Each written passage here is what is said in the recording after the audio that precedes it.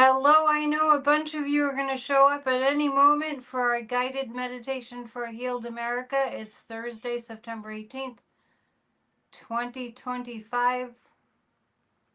I just raced back from Maine to be with you. And yeah, we'll just wait a few minutes for y'all to show up. Hello, hello. Ready to pray. I like your spirit. Me too. So we'll just chat. We'll give people an opportunity to show up. Yeah, I just drove back. I recorded a pop-up in the woods. I don't know. I haven't seen it. I haven't watched it. I don't know if it made any sense, but seemed to. Beautiful day here in New England. How's everything with everybody here? One thing I'm very, very aware of is this whole idea of flooding the zone it's kind of like we're in a flood, right?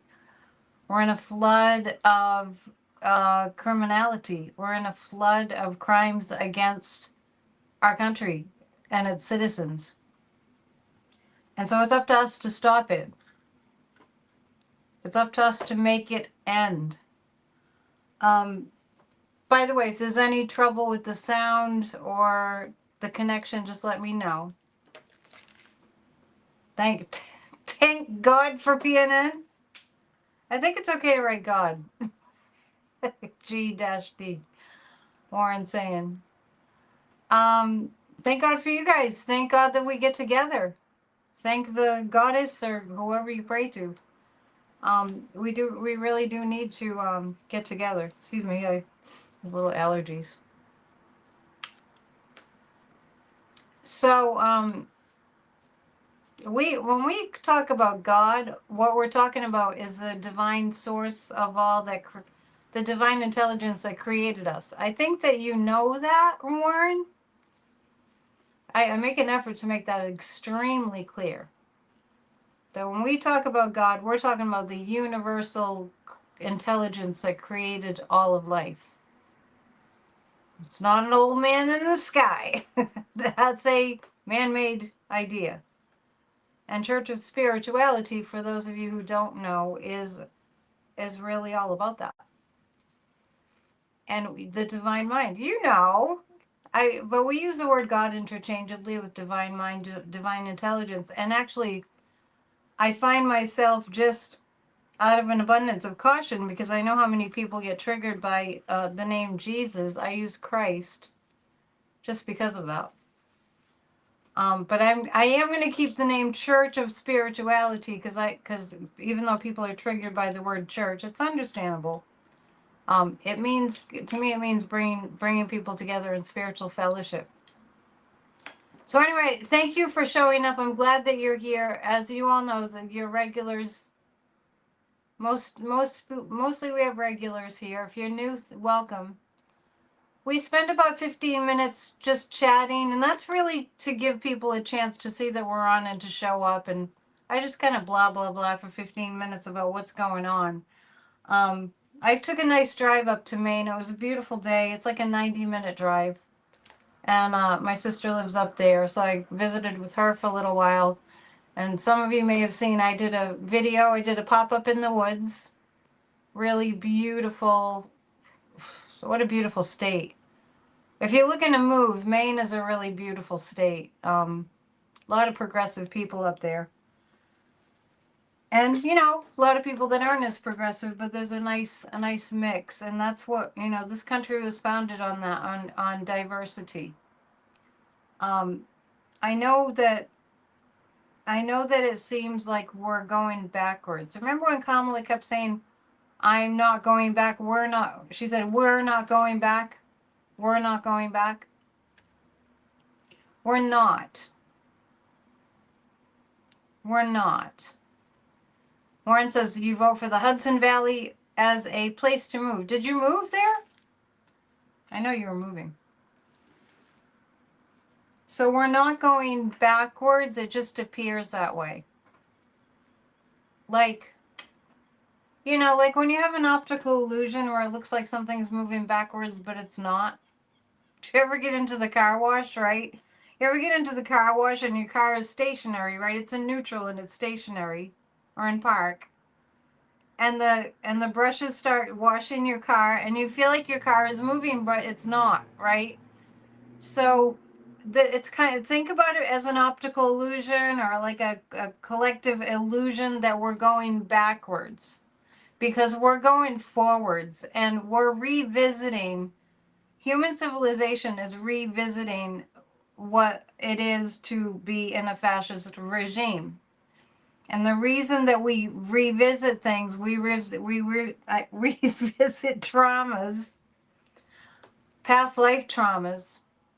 And I know this from 30 years of doing this work. My guides tell me all the time, and I mentioned this in my video earlier, is because we literally, like, we come back. This is my impression. We come back, and it's a strong impression.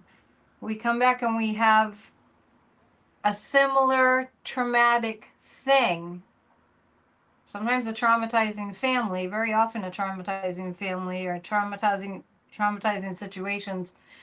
And more often than not, it's so that when we revisit it in this present lifetime, we get to reject it and we get to take our power back. And that's how we evolve. That's how our soul evolves.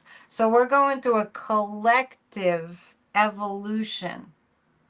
And this is the part of the evolution. We see what we had. A lot of us are reincarnated from World War II times. A lot of us were in the Holocaust. We're victims of the Holocaust. I mean, 6 million people plus. I don't think it was only 6 million. So just for example, and I know about Atlantis. We incarnated to make sure we don't ruin, our country, our continent. So that's what we're doing. And I think that if more people kind of like immerse themselves in this kind of work, they would get that too. And I do really need to write a book about what I've learned spiritually, psychically. If we can look at it that way, it can be easier. If we can just know that we're going through it so that we can move forward, it's going to be easier, but it's not going to be easy. Is it 12 million? Yeah, I was just speaking to people the number of people that were in the Holocaust, but 12 million people died in World War II. It's just, and 6 million were in the Holocaust. It's mind-boggling to think about this. It's mind-boggling to think that we made it through World War II. So we don't have to know why things are the way that they are, but it does help to have a little bit of an explanation that kind of makes sense. So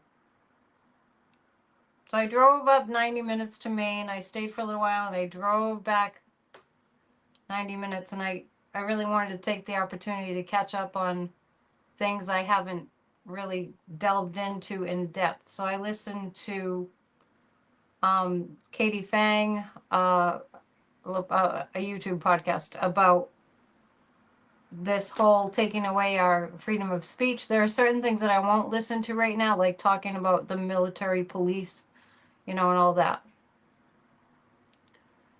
And I listened to, and I'll repost this. Hey, John, good to see you. I haven't seen you for a while. Glad you're here. I'm glad you're all here.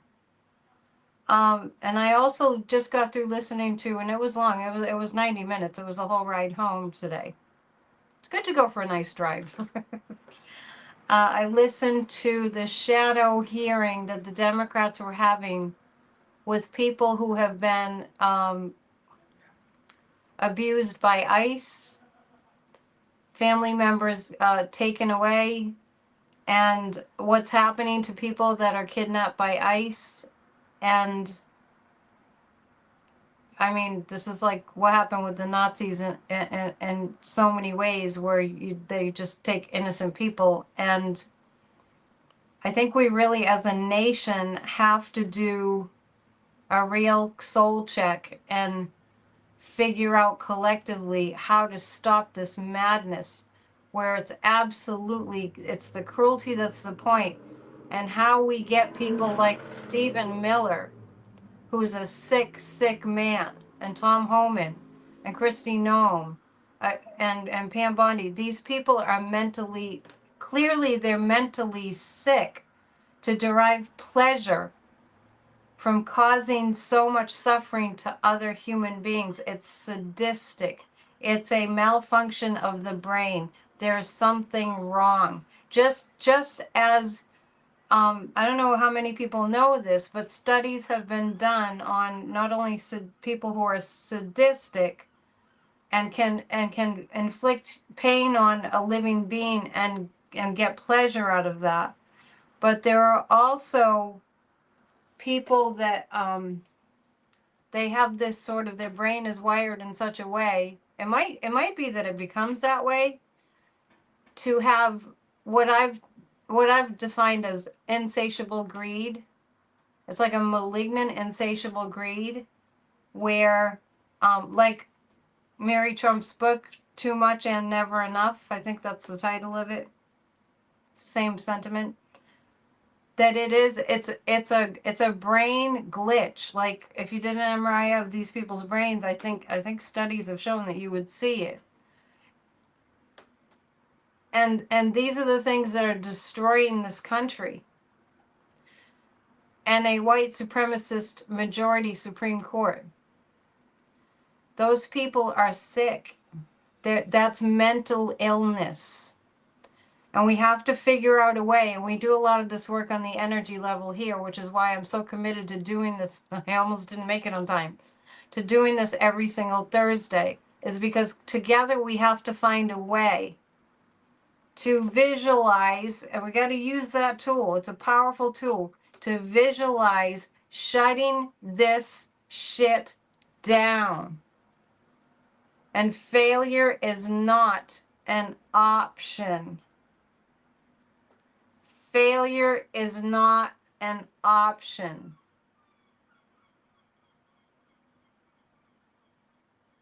No, Rose, it's not processed foods. That's I don't think it's helpful to minimalize it. That's not what leads to people being masochists and sadists. It's a developmental issue. And we don't have to know how. We just have to know that we have to do something about it. And we have to call it what it is. The cruelty is the point, because the cruelty and the insatiable greed are the point. They love to inflict cruelty. It brings them pleasure. Look at Stephen Miller. Look at Tom Homan. Look at Christine Nome. You can't tell him. Pam Bondi. You can't. And even Kash Patel to a lesser degree. But he's more of like a criminal. Like they all are. But they enjoy it. It's like they have a hunger and a lust for it. And so we've got to do whatever we can to get this energy out of our country. And when we come to a time where we're fixing our country together, we have to have safeguards against this. This is how Hitler rose to power. And if you watch any documentaries about that time, it's really, yeah, these people are crazy, right? We have to know that we can do this. The cruelty is a point. The more that people really get it, it's as simple as that. They're kidnapping people for human trafficking, and because it's cruel, because they need that, because they feed on that. And it's very evil. How many times I say how evil this is. And then I think about the Nazis that dabbled in dark magic, like dark, whatever you want to call it, things. It's heinous. We've got about 30 seconds before we start our guided meditation. I like to start right at the 15-minute mark so you can go back and cue it up and do the meditation throughout the week, okay? So we've got about 15 seconds. Make sure you're in a comfortable place where you won't be disturbed. The meditation is only 15 minutes long. Sometimes it goes over, but sometimes it's a little hard for me to to track where we are when I have my eyes closed. So we'll put on just a little of this background sound, these Himalayan bells. Okay, take a deep breath with your eyes closed. Long, slow, deep breath in. Hold it as long as you can. And a longer breath out. And just give yourself permission to totally relax.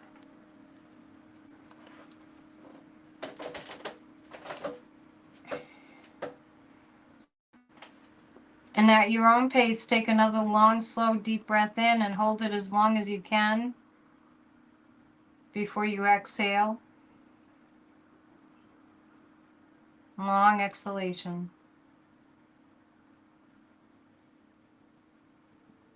And do that one more time, taking that deep breath in at your own pace. And then you hold it for as long as you can. And a longer exhalation.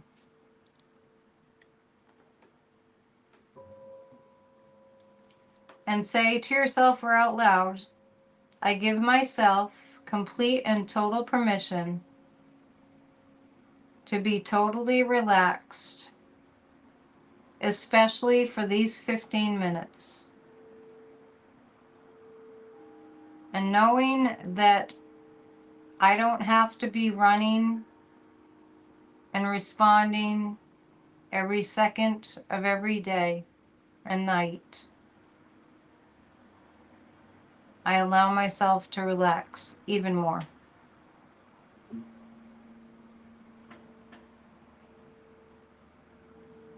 And practice giving yourself the command just by saying the word, relax. Like you're training your body, like you train a little puppy to sit. Practice saying to your body, relax, and feel your body respond by relaxing. And now with your focus on the gentle sensation of the breath as it moves in and out, bring your attention to your feet and your toes and relax them even more. And bring your focus to your ankles and relax them, and your calves. Up to the knees and the thighs, let go of all tension. Allow the lower part of your body to be completely fluid, heavy. Relax your buttocks and hips and lower abdomen, your stomach and waist area, your tailbone moving up vertebrae by vertebrae, every single vertebrae relaxed as you bring your attention to it until you reach the base of your skull and you feel your shoulders relaxing. Relax the diaphragm, the big muscle that lifts up your rib cage, up and down.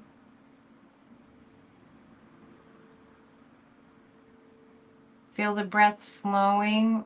Relax your lungs and your heart.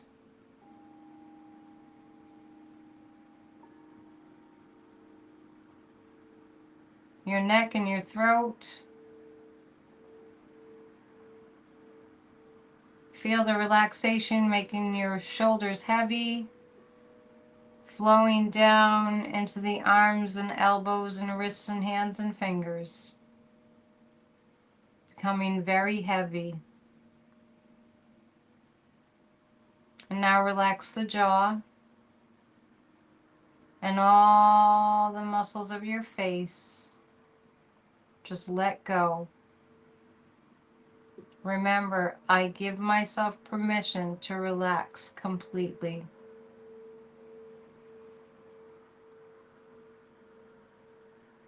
Relax your scalp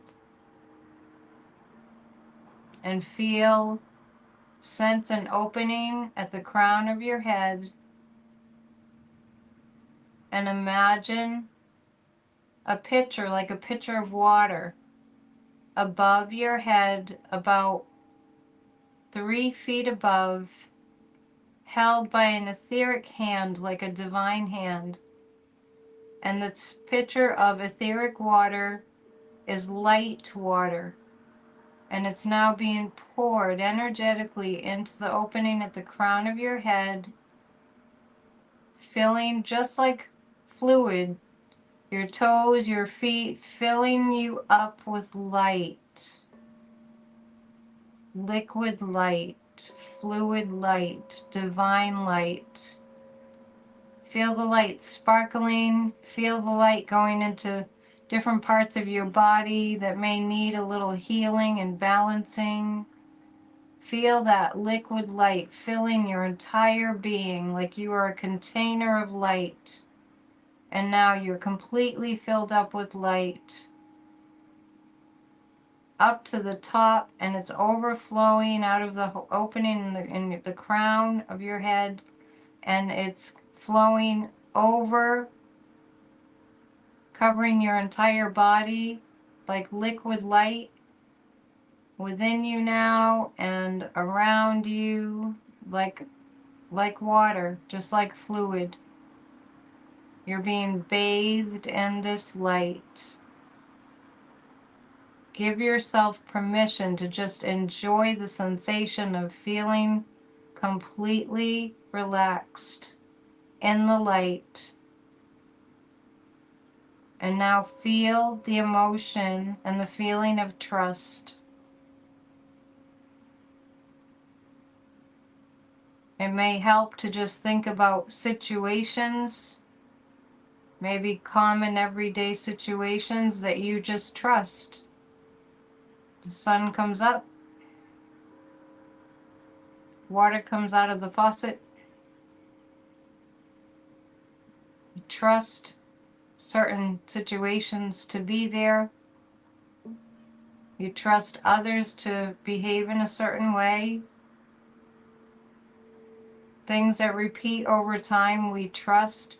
Fill your entire being with a sense of trust.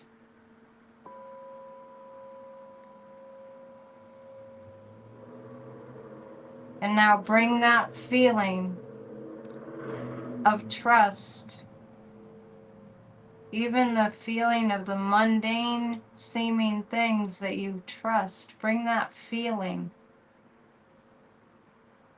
to a place where you sense it as a body of energy. And imagine yourself in a huge circle of people that are doing exactly this meditation exercise with you.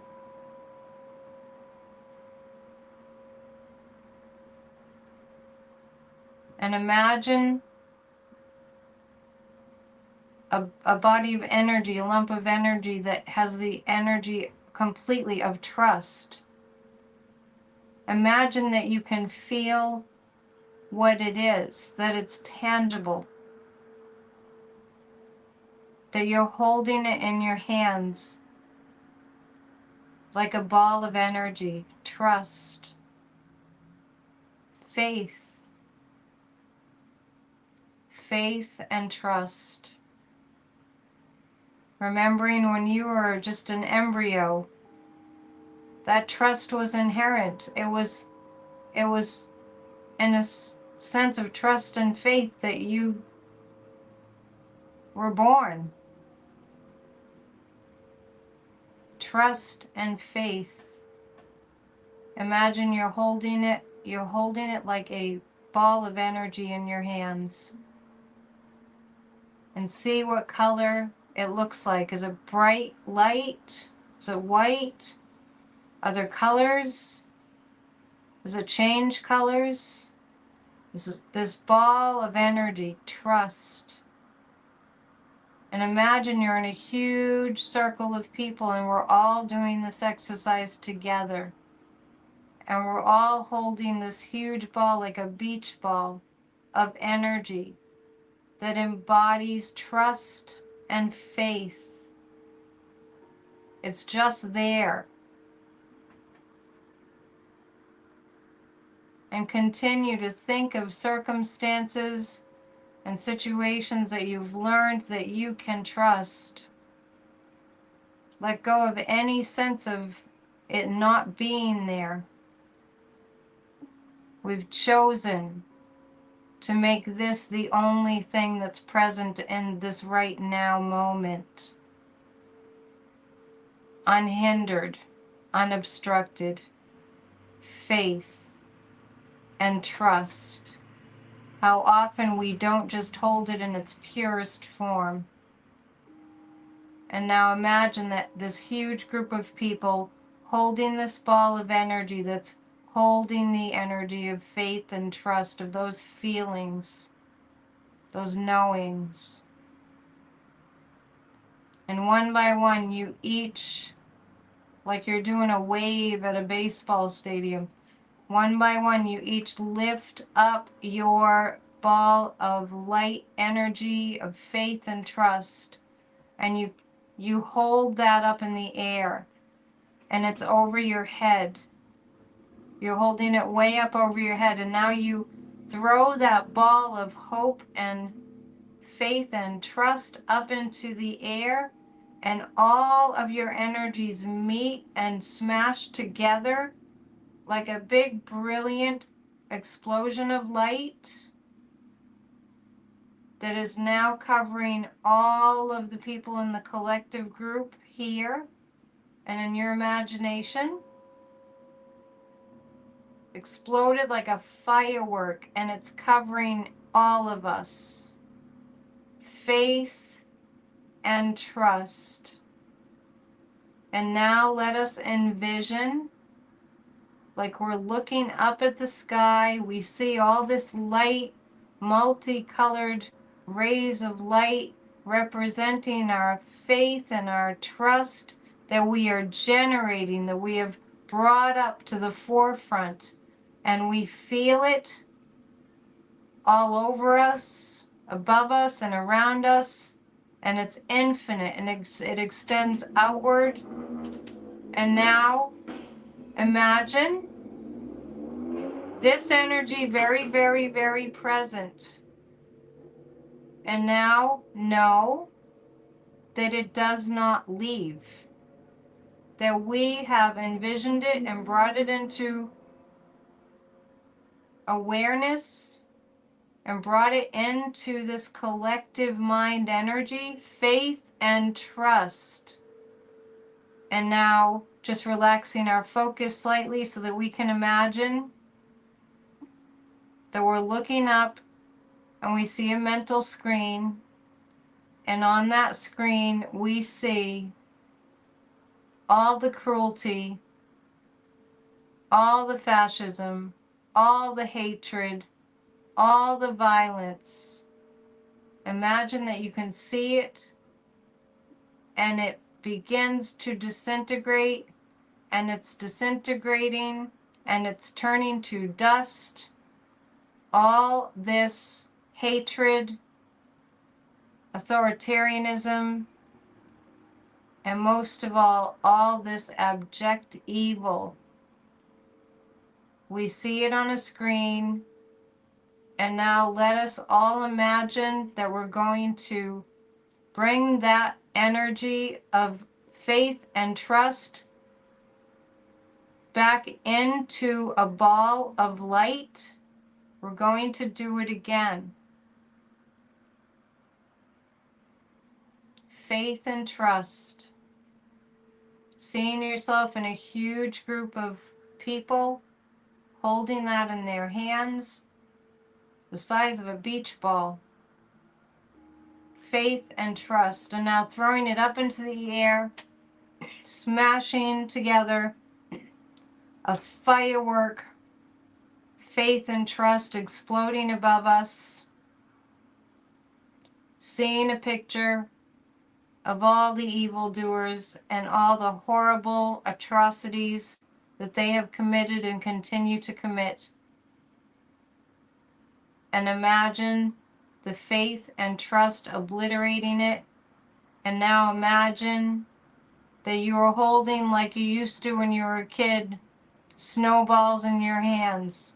And it's faith and trust and faith and trust. And you're throwing, along with everybody else, you're throwing these balls of faith and trust at the evil, at the terrible evildoers, at the cruelty, at the hatred, at the violence, at the lies and the hurt. And we're just throwing balls of faith and trust, faith and trust. We're destroying it. We're destroying the evil with our collective faith and trust energy. We know that we are destroying the evil. We know that light and love cannot ever be defeated. We know that we are connected to a divine intelligence, and the more we remember that, the more we bring ourselves into a peaceful state, the more powerful we are, and the more we dissolve the darkness and the evil whenever we see it or encounter it. We obliterate it with faith and trust. All there is love. And now you can relax your focus. Bring your attention to the gentle sensation of the breath moving in and out. And just take a few moments reflecting on the miracles that can happen now that we have brought our collective faith and trust and love and healing into this process. None of this returns to us void. It is done, and it continues. And no matter what anything looks like, it continues. And we have the faith and trust necessary to keep it going. As if on a time release, it keeps on going. Whenever we see the evildoers, we send a ball of light of faith and trust at the evildoer, and it obliterates the evil. It cancels out the evil. It's rendered powerless, replaced by light.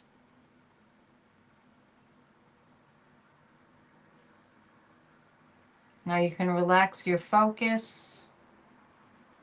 Remember, you're a being of light. You're filled with liquid light. Safe and protected always. And safe and protected from anxiety and panic and fear. Because from this moment forward, you'll remind yourself that you are faith and trust and love. So let's count up from 5 to 1 to bring you to an awakened state. Feel free to continue meditating. We'll just end at the count of 1. 5, 4, 3. Remembering the meditation continues to work powerfully. 2. Staying connected. Stay connected with your breath. And at the count of 1, when you feel ready, you can open your eyes or you can continue meditating. And thank yourself for being here and for doing this meditation. And if you like, you can make a promise to do the meditation again several times this week. And 1. And namaste.